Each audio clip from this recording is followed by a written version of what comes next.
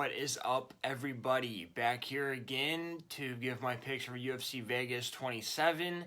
Quick recap of last week, UFC 262. I did good. I got 4-2 record on the night. I did the main event prelim with Andre Muniz. I called that one. Didn't think he'd snap the poor man's arm, but I got the win.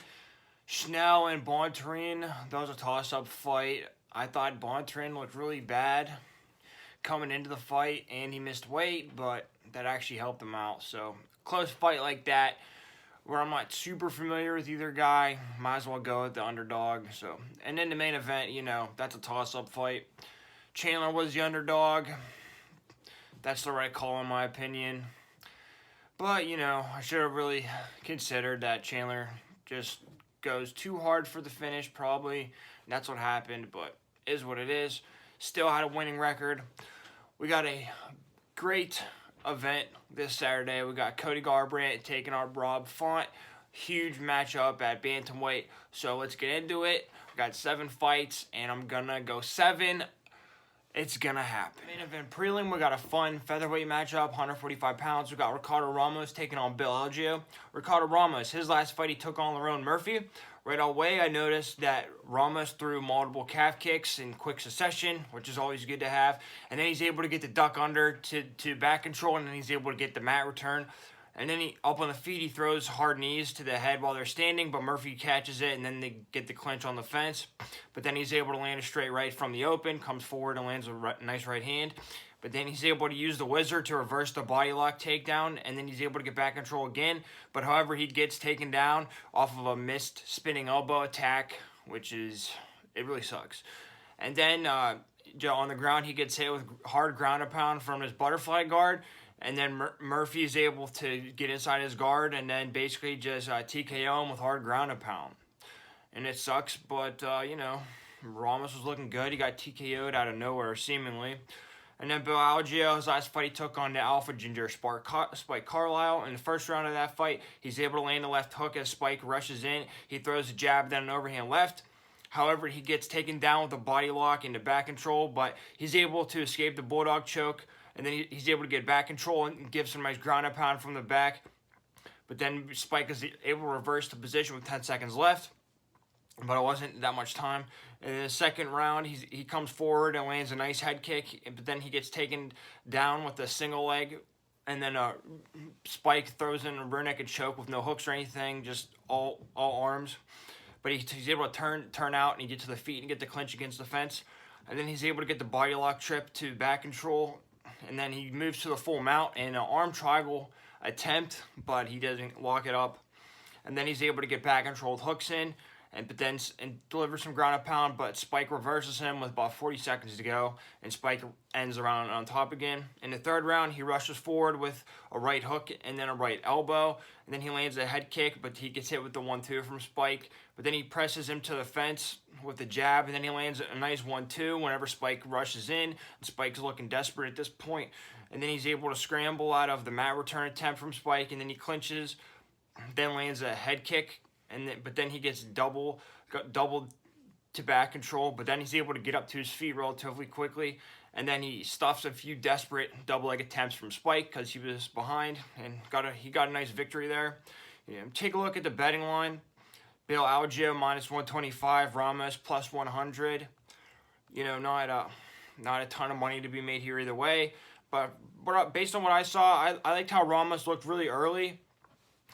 He comes out fast and furious, and he had a nice takedown, but he did something stupid and spinning elbow, got kind of careless and got taken down. And then, he didn't really put up too much of a fight on the ground. Murphy was just able to hit him with some hard shots and get him out of there, basically. And Elgio and Carlisle was basically a dogfight, and Elgio was pushed to the limit, and he was able to come out on top. He was able to get his own takedowns and reverse positions. My pick here is Bill Elgio. And moving on to the first fight of the main card, I have no idea why the hell this is the first fight on the main card. It could honestly be a main event, but whatever. We got a pretty pivotal matchup at 185, men's middleweight. We got Jack Hermansson taking on Edmond Shahbazian. Jack Hermansson, his last fight, he took on Marvin Vettori, who's fighting for the belt soon. It's important to note. A couple quick notes from that fight. Hermansson has an active guard on bottom. He utilizes underhooks and butterflies. He's not just standing there and accepting the position, which is always good to look for. And he's also provides constant forward pressure, and he throws a lot of hooks. It's just something I picked up overall. In the first round of that fight, Vettori crowds him and lands a uppercut. He lands a 1-2. Counter as Vettori enters, however, but then he lands a check right hook. But Vettori rushes and lands a jab, then drops him with the 1-2. And just batters him from there. But he realized he wasn't going to finish him. And Hermansson keeps the underhook to mitigate the damage and tries to keep his head to Vettori's chest as much as possible, which is what you want to see from somebody on bottom. And the second round, he shoots a high crotch, but Vettori's able to get the switch and then get the full guard. He shoots a high single to the fence, and then to clinch on the fence. And then he lands a knee to the body on Vettori. And in the third round, he ducks under the left hook to a high single. But then he shoots another high single, and it's unsuccessful. Vettori is able to parry the left jab. And then Hermansson landed a right cross. But then he gets blitzed after throwing the right cross. And then he comes forward and lands a duck under overhand right on Vettori. And then in the fourth round, he's able to circle and lands a left jab. And then an overhand right, he presses forward, and then he pumps his jab to back Vettori up. And he lands a straight right, and then another left jab.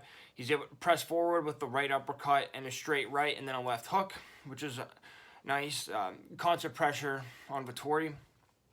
And then in the fifth round, he rushes forward with multiple wild right hooks, just swinging haymakers because he was down on the scorecards at this point. And then he gets his guard split with a straight left from Vettori. But then Hermansson returns with a nice uppercut. And then whenever Hermansson's guard's down, he gets hit with a hard 1-2. And then Vettori's able to clinch him up. And then he presses forward and lands a wild right hook, like a haymaker. And then Vettori's able to duck under the left hook and then clinch to the fence and get the decision. And it was a decent performance from Hermansson, but, you know, Vettori, it was just a little bit better than him striking, and Vettori's about to fight for the championship, so. And then Edmond Shahbazian, his last fight did not go well for him. He took on Derek Brunson, who's no slouch, by the way, so. But in the first round of that fight, he's able to catch Brunson's kick, and then he lands a straight right of his own, and then he gets backed up to the fence with a 1-2, and then he gets taken down into back control. But then he's able to scramble back to his feet, and he gets hit with a hard elbow in the clinch. But then he connects with big 1-2 hooks of his own, and then he gets body locked, taken down to back control when he threw a knee in the clinch. And then in the second round, he's able to land a hard right kick to the body. He lands a body kick and then stalks forward with right hooks. He gets jabbed at distance by Brunson, but then he comes forward with the 1-2. He gets pressed against the fence, and then he gets teed off on by Brunson. And then Brunson is able to pull him to the mat from behind into side mount, and then delivers heavy ground and pound from full mount and basically finishes the fight from there. But Herb Dean lets continue for some reason. And then in the third round, Brunson blitzes him and gets the takedown, and then just gets a TKO ground and pound from the back. Just tees off on him. Shahbazian kind of gassed out toward the end. You could see it wasn't going his way in the first round. And up until that point, he got most of his wins in the first round. So it's learning experience for him. Take a look at the betting line here. Shahbazian's plus 130. Hermansson's minus 160. Pretty relatively close line, I think. I just don't think Shahbazian is at the elite level yet. I think he looks good in his previous fights, and Brunson was that guy to knock him off his high horse, basically. And, you know, I think Hermansson's going to be able to take him down. I think Hermansson, he's going to be able to either deal with the power of Shahbazian or stay away from it. And as the fight gets longer, I favor Hermansson. And then Hermansson, you know, he has great submission game. He submitted Gastelum out of nowhere. So my pick here is Jack Hermansson. Second fight on the main card, we got a fun scrap at men's flyweight, 125 pounds. We're going to watch the little guys go at it. We got David Vorak taking on Raulian Paiva. Vorak, his last fight, he took on Jordan Espinosa. First round of that fight, he throws hard leg kicks. He lands a right cross and then a left hook off of Jordan's right hand. In the second round, he's able to stuff the double leg attempt, and then he lands a right hook off of Jordan's jab, and then he lands a right hook counter and then a hard leg kick to finish off. And in the third round, he's able to catch his leg and he clinches up to the fence and lands a few overhand rights and then blitzes him to the fence with a 1-2. Good constant pressure, good leg kicks out of him. And then Raulian Paiva, his last fight he took on Zhalgas in the first round of that fight, he's able to land a right and then a left hand as Zhalgas enters, and then a hard right leg kick to the body. He lands counter right hook against fence and then clinches him up. But however, he gets taken down with an ankle pick, and then he gets put in back control and takedowns from open space. In the second round, he gets hit with a body shot while he's moving forward, but then he stalks forward, lands a 1-2, and then clinches, but then he gets inside tripped and taken down. And then in the third round, he gets hit with a lead right hook as he's moving forward. He gets double leg from space, but he's able to get right back to his feet and didn't really get the takedown. And then he gets hit with the left cross while he's pressuring forward toward the fence. But then he gets doubled, but escapes quickly. So we got two relatively close fights. I thought the Vorak definitely beat Espinosa, and honestly, I thought Paiva could have lost to Zhumagulov, but no crazy actions in the fight, no knockdowns or anything. Paiva plus 120 and Dvorak's minus 150. Right now, I just like the Vorak. I like his leg kicks, and I like his forward pressure. And, I like him backing the guy up to the fence, and then Paiva was getting backed up, and he got taken down out of nowhere a couple times. It's a pretty close fight. It's a toss-up. Kind of do want to go with the underdog, but looking at it, I think the Vorak is just going to be, he's just going to be there, and he's going to be in his face, and he's just going to be able to do a little bit more each round, is how I see it. I'm going to go with David Dvorak. Third fight on the main card, we got a women's featherweight matchup. Felicia Spencer taking on Norma Dumont. If Norma wins, she's probably getting a title shot because Felicia just fought for the title. Felicia took on Amanda Nunes her last fight. In the first round of that fight, she gets cracked with the right hook while she's rushing in. She clinches on the fence, but then she gets wizard kicked into side control. She attempts the wall walk, but then she gets put in half guard and needs some hellacious elbows. In the second round, she gets hit with the 1-2 while she's being stationary, not moving. She attempts a high single, but Amanda's able to hit the reshot to the double and gets into side control. Then they're back on their feet, and she lands a right leg head kick as Amanda's moving forward, so that was good on her. In the third round, she gets hit with the 1-2, then rushes in and gets hit with an elbow over the top. She gets hit with multiple 1-2 combinations, and then gets hit with a jab whenever her back is toward the fence. Amanda catches the kick and trips her to the floor, and then she's pushed to the fence and hit with 1-2 hooks from Amanda. Amanda pushes her head down and then kicks her in the head whenever she raises her head, and then she gets hit with the uppercut, and then a front kick from Amanda. Tough one. And then in the fourth round, she gets leg kicked and then hit with a straight right. But however, Felicia's able to hit her with a straight right off of Amanda's jab, which was nice. But then she gets hit with a spinning back kick and then a 1-2. She gets taken down with a high single. She gets hit with a right hook and then a flurry against the fence, and then Amanda sprawls and is able to threaten the rear naked choke. But she survives to the fifth round. In the fifth round, she blitzes forward but gets hit with a left hook while she's coming forward. Amanda sprawls and gets half guard.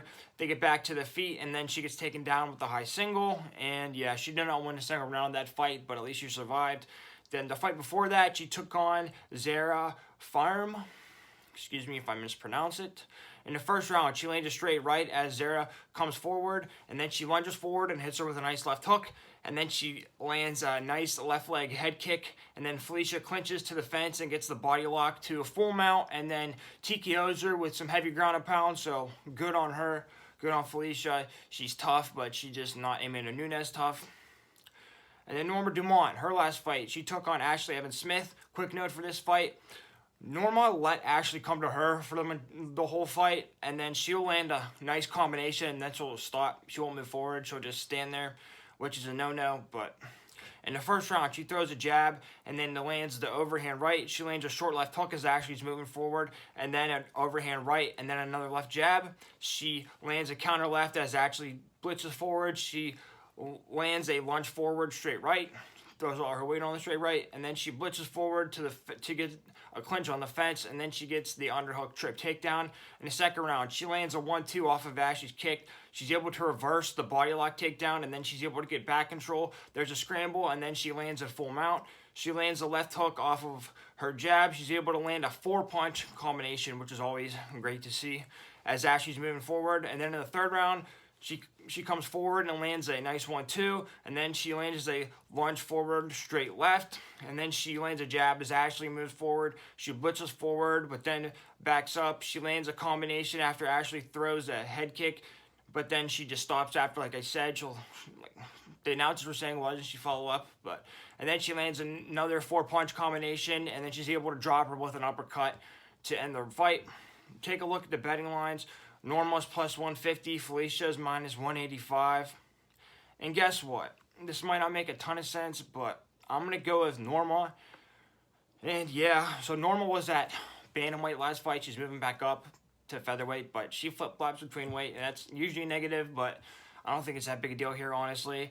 And then Felicia Spencer, she looked good when she didn't fight Amanda Nunes. And I know it's hard to judge based on your performance against Amanda Nunes, but, I think that fight might have took something out of her. And Norma Dumont looked good. I don't like that she doesn't finish after her combinations, but she's throwing hard combinations, and she was piecing Ashley up. She's able to get takedowns, and I think she'll be able to defend Felicia's takedowns. And I think she throws more shots. She stays busier. So I'm going to go with the underdog. This is a situation I think you should go with the underdog. So, women's featherweight doesn't get more unpredictable than that. Plus 150, nice profit. I'm going to go with Norma Dumont. Fourth fight on the main card. Guess you call it a feature fight. Feature heavyweight fight. We got Justin Tafa taking on Jaron Vanderaa at 285. Men's heavyweight. Not a great competition, but it's heavyweight, and they're probably looking for a knockout here. Justin Tafa took on Carlos Felipe his last fight. In the first round of that fight, he's able to land a counter right hook, and then he lands calf kicks and then kicks to the body, which is nice to see a heavyweight mix it up with that. And then he's able to wobble him with a calf kick. He throws a calf kick and then a left hook. In the second round, he lands a left uppercut to the body, and then he goes to the head. But then he gets hit with the overhand right for his troubles, and then he lands a body kick and lands a left hook as Felipe is moving forward. He gets hit with left hook while he's throwing the jab, however, and then he lands a body kick and then an uppercut, and then he throws a right hook, but he gets wobbled to the fence with the right hook, and then he gets teed off on to the body by Felipe, and then he gets hit with an uppercut in the head. Head-to-head firefight, they literally go head-to-head and just throw punches, body shots, and uppercuts, which is a heavyweight thing, I guess. And then in the third round, he gets hit with the straight right. He gets backed up with body shots. They go head-to-head again, and they hit each other with uppercuts and 1-2s. It was a relatively even exchange, I thought. They both hit each other. And then he's able to duck under the hook and then clinch to the fence. And then he lands some body shots again in a firefight. He lost. It was really close. True heavyweight fight. They just throw at each other. I thought he looked okay, though, Felipe is not the worst heavyweight in the world. And then Jared Vanderaa took on Sergey Spivak his last fight. In the first round of that fight, he presses forward with a jab. However, his kick is caught and he gets taken down into back control. They get back to the feet, but then he gets taken down again at the half guard and just ground and pounded for the rest of the round. And in the second round, he misses the kick and then gets mat returned to back control. And then Sergey is able to move into half guard, and then he gets TKO'd from ground and pound whenever he gives his back up. Just gets beat the shit out of, basically. Spivak's a good fighter, though, but Vanderaa did not show me anything good there. Vanderea's plus 150, and then Tafa's minus 190. I really liked what I saw at Tafa. At least he has a lot of fight in him, and Vanderaa just got rolled over. I think Tafa's going to be able to stay at range, use the jab, and just be a little smarter. And he throws some hard shots to the body, which is nice, and uppercut and the leg kick. So, minus 190, this right to limit at 200. Heavyweight's always tricky, especially low-level heavyweights, but I like Tafa here. My pick, Justin Tafa. In the co-main event, we got a pretty big matchup at women's strawweight, 115 pounds. I believe this is a title eliminator, or if not, they're going to be damn close for fighting for a title. We got Zhaonan taking on Carla Esparza. Yan Zhaonan. She took on Claudia Gadelha her last fight. In the first round, she throws an inside leg kick and then a jab. They get into a quick fire fight, and then she gets clinched to the fence and taken down with a body lock till full guard. She's able to work to her feet, but then she gets pressed against the fence again, and Claudia catches her kick and then gets a takedown to the full guard to end the round. And then in the second round, she gets hit with the left hook off of her jab. She lunges forward with the 1-2. She lands a right as Claudia moves forward. She gets hit with the left hook while she's circling out, however. And then in the third round, she gets clinched to the fence again. However, she's able to stuff the double leg. But then she gets clinched to the fence for her troubles. She sticks and moves with her jab, in and out. Nice movement. And Claudia isn't able to get in. And then she gets clinched to the fence again. But then she lands 1-2 in a firefight at the end of the fight. I thought she looked good. I liked her jab to keep her at distance. Relatively close fight. I think Claudia won the first round. Jhin came back and won the next two. I thought she looked pretty good there. Gaethje is a tough test. And then Carla Esparza, her last fight, she took on Marina Rodriguez, who just beat Michelle Waterson, who I think very highly of. In the first round, she gets a single leg takedown off of Marina's jab, and she gets the full guard. And then she does this stupid shit. I don't know why she did it. She did it twice. There's like a minute left, 45 seconds left. She's on in full guard. Marina's not going anywhere. She goes for an ankle lock.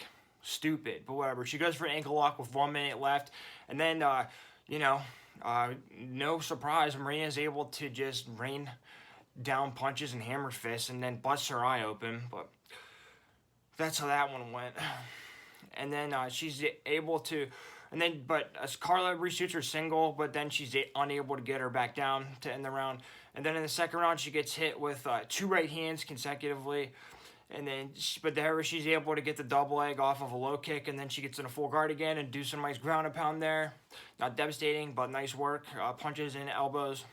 And then Rodriguez is able to push out, but Esparza is able to get her back down, and she's able to stay on her, basically. And then she goes for the ankle lock again and gets battered, and her eye is so bloody.